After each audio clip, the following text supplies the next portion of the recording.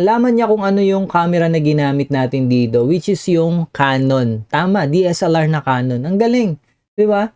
So, okay, I got it natin. For today's video, meron nag-share sa atin na ginagamit niya na pang data recovery.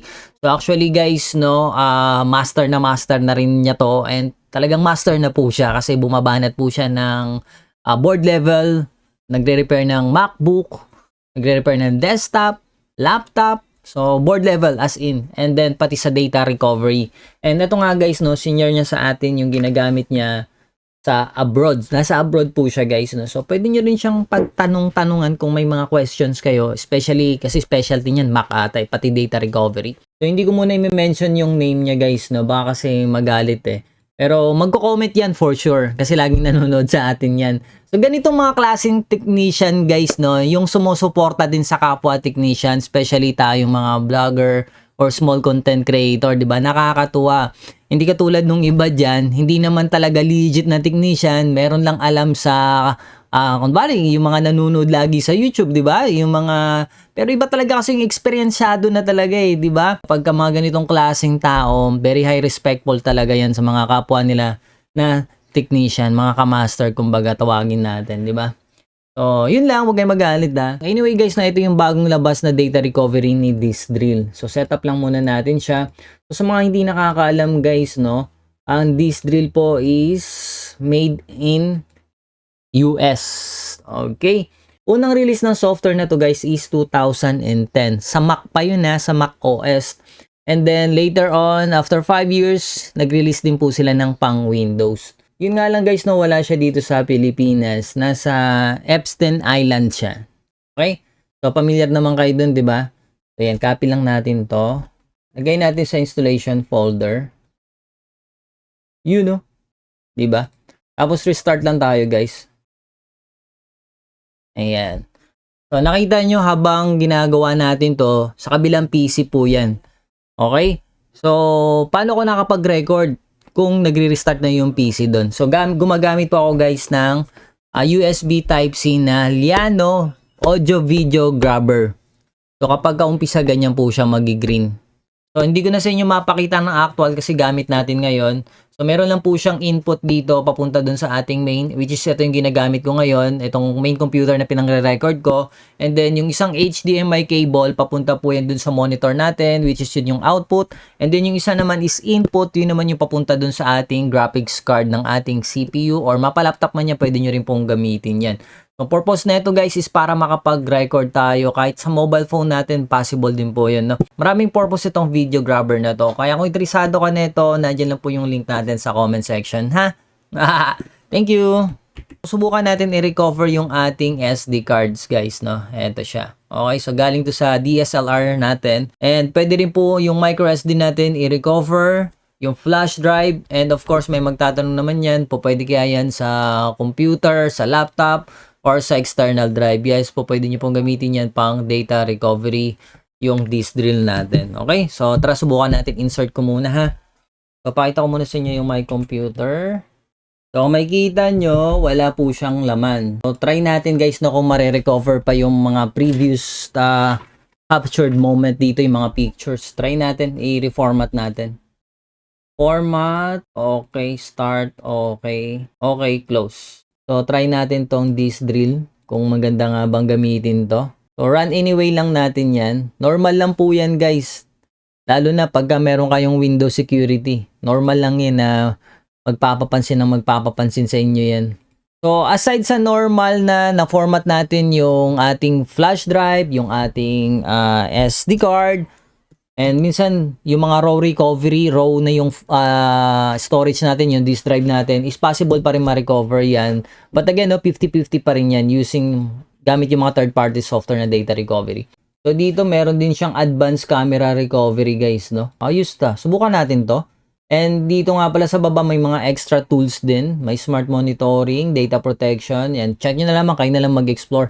So, subukan natin to, guys, no, itong advanced niya. And then, search for data loss. Ayan, so wait lang natin, nag-i-scan na siya. So pagdating naman sa scanning, sa recovery, sa time, is nakadepende po yan kung gaano kalaki po yung storage natin, kung gaano po siya kalala, kung may mga bad sectors na yan, yung mga HDD drive natin is mas matagal po siya. Okay? So, wait patiently lang. Alright? A few moments later. Alright, so as you can see guys, ito yung na-recover natin. 44 file, 16.1 GB, scan completed successfully. And alam niyo nga anong nagustuhan ko dito guys, na laman niya kung ano yung camera na ginamit natin dito, which is yung Canon. Tama, DSLR na Canon. Ang galing, di ba? So okay, I got it natin. So data carrying completed na, no? And gagawa siguro ako ng folder dito guys, no? For saving files, recover. So, select natin tong folder na to, itong pictures. So, recover natin. Choose destination, desktop. Recover, select. Next. And wait lang natin. There you go. Close lang natin. Mamaya. Ay, nawala. Asan na yun? So, open natin siya ulit. There you go. So, ano sa tingin nyo? Nawala kaya yung recover natin? Kasi ito yung problema guys, no? Natapos na yung recovery mo, ganyan, accidentally na-close mo, hindi mo na-save yung last session na ginawa mo, 24 hours kang nag-recover, uulit ka na naman, ulit ba? So, tingnan natin guys, no? Pupunta tayo dito sa Advanced Camera Recovery, select natin siya. Sa menu, wala naman dito. And here, so load last scan. Okay, so select natin. Ang galing, di ba? So, hindi na tayo magre-recover ulit. So, next naman, save natin yung videos. Tingnan natin kung may ma-recover pa tayo dito, guys. Or not enough space. Bakit? Puno na nga. So, dito ko dapat ilagay sa backup. Backup. Okay, so, choose destination. Select lang natin yung backup drive. There you go. Select. And next. Ayan. So, wait lang natin yan. Okay, so, tapos na i-recover natin sa video. Close natin, no? And let's check here. Backup video. Okay, so meron kasi positive guys, makikita nyo yung sizes. Unless kung 0 bytes yan, ibig sabihin wala siyang na-recover. So dito naman sa pictures. Uy! Puta, ito pa yung mga dating setup ko guys. So tingnan nyo. Oh. Ayan oh. Diba? Nakakatuwa oh. Oh. Ganyan yung dating setup ko. And okay, ano guys no? Buhay na buhay pa yan. Nakita nyo yung mouse na yan. Buhay pa yan. And alam nyo kung gaano nakatagal yan? 2022, 3, 4, 5, 26, 4 years na. Pati itong ano natin, itong mousepad na to, buhay na buhay pa rin yan kasi original yan from Macbeth. Pakita ko sa inyo guys, no, ginagamit ngayon to sa, sa PisoNet. Ayan o, nakita nyo? Diba?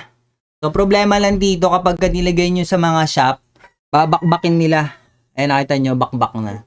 Kaya kahit gaano kaganda yung mousepad nyo, kapag makupal yung naglalaro, sisirain lang nila. Diba tama ba ako guys? Opo! So para maniwala kayo na talagang 2022 itong na-recover na to, right click natin and then dito sa file info makikita natin yan guys, no? Ayan, nakikita nyo ba? Ayan, device info, Canon. So diba kanina nag-data recovery tayo, may Canon na lumabas. Tama ba ako? Ayan, so galing po siya sa Canon na DSLR. And yung date, ayan po yung date niya guys, no? October 26, 2022. Di ba? So, naniniwala na kayo, ha? Okay, so close na natin yan. And, ayan, no. Pati itong Oraiko USB, unang SSD na USB. Ayan, so buhay pa yan. First release. So, pamain na lang ako, guys, pamain. Ayan, okay? So, balik tayo. Tingnan natin yung video. Ano kaya to? Ayun. So, akala ko may, may something, Okay. So, ayan guys, nag-unbox ako ng another mousepad dyan. So, buhay pa rin yan hanggang ngayon. Oh, eto din yan. Di ba? So, ginagamit ko naman to kapag may nire-repair ako. Ito yung pinapatungan ko ng mga computer, laptops, dito sa table natin. So, lahat yan is my purpose. Okay? So, close na natin to. And yun, napatunayan ko naman sa inyo na effective nga yung this drill. Pero guys, no, always remember na po pwedeng gumana sa akin, mag-work sa akin, and po pwedeng hindi rin mag-work sa inyo. So you can download and try it on yourself guys, no? So kung may mga questions kayo, comment lang kayo dyan. Maraming salamat sa mga followers natin and sa mga subscribers natin. Thank you, thank you. And sa mga bumibili sa ating Shopee link guys, no? Thank you guys. Mabuhay kayo.